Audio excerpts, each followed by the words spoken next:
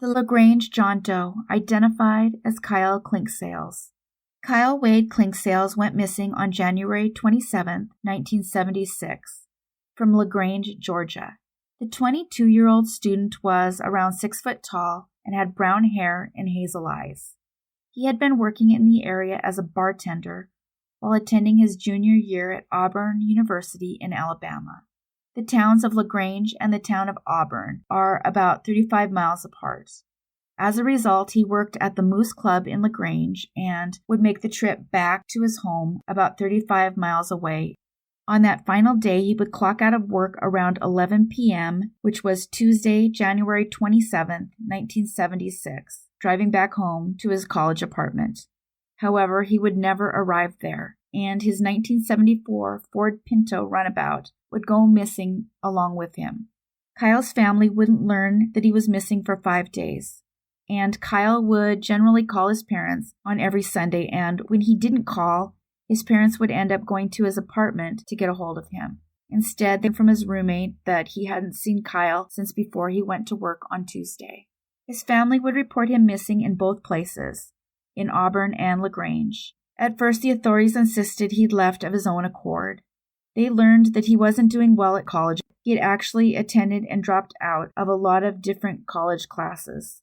That said, it wasn't like him to disappear, and his parents were insistent that he didn't do this on purpose. As time began to pass and there wasn't any word from Kyle, even the police began to admit it was possible foul play had happened. Then in 1981, a man came forward calling himself Danny Moore. He would tell Kyle's family that he had amnesia, but he believes he's actually Kyle, confessing this in a letter to John and Louise Clinksales. He would go on to explain he had been in a car accident in 1976 that led to the amnesia. And of course, 1976 was the year that Kyle went missing. By this time, 5 years had passed. His parents became hopeful. They examined the handwriting, and they thought that did look like Kyle's. However, dental records would eventually confirm that the man was not Kyle at all.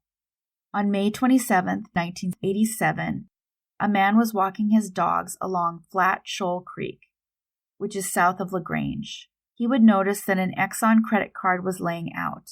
The card itself was described as in excellent condition, and it was Kyle's credit card.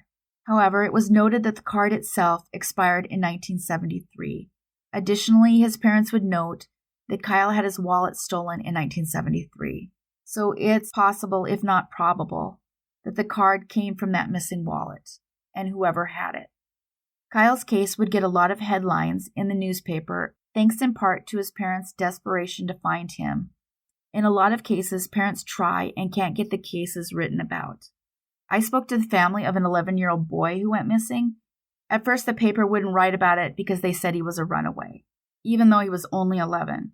And then, when he didn't come back home, they wouldn't write about it because they said too much time had passed. So it's pretty amazing that a local newspaper was willing to do multiple stories on Kyle Clinksales, especially since the police for quite a while believed he left of his own accord.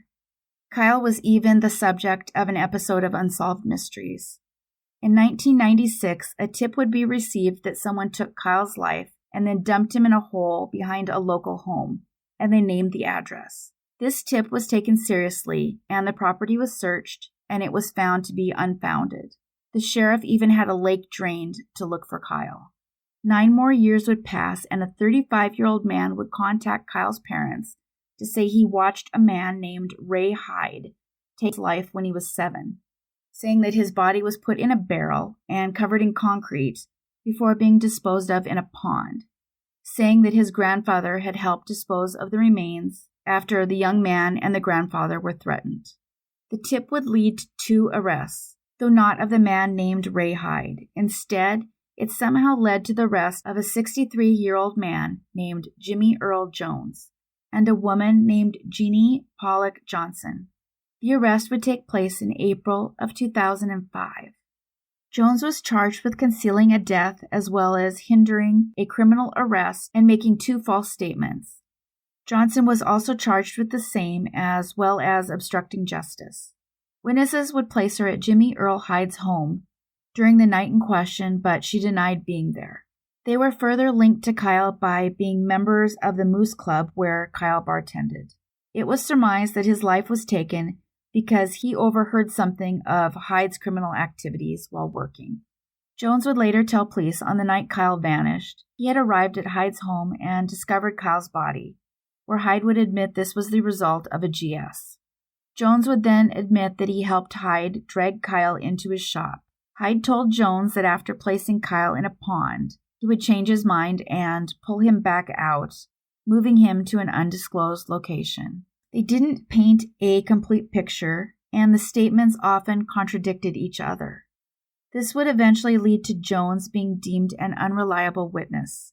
He would later end up pleading guilty to false statements and serving 7 of a 9-year sentence. While Jones would eventually do prison time, it's not clear if Jeannie Johnson ever did. On December 7, 2021, the police would receive another tip.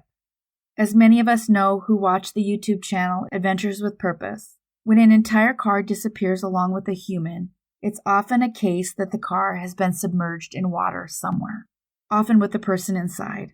In this case, a witness called to say they could see a car submerged in a creek in Caseta, Alabama. This is about 30 miles from LaGrange and about 20 miles from Auburn. The car was removed from the water and quickly matched via the VIN and license plate to the missing person case of Kyle Clinksales. They would test his DNA to confirm he was in fact Kyle.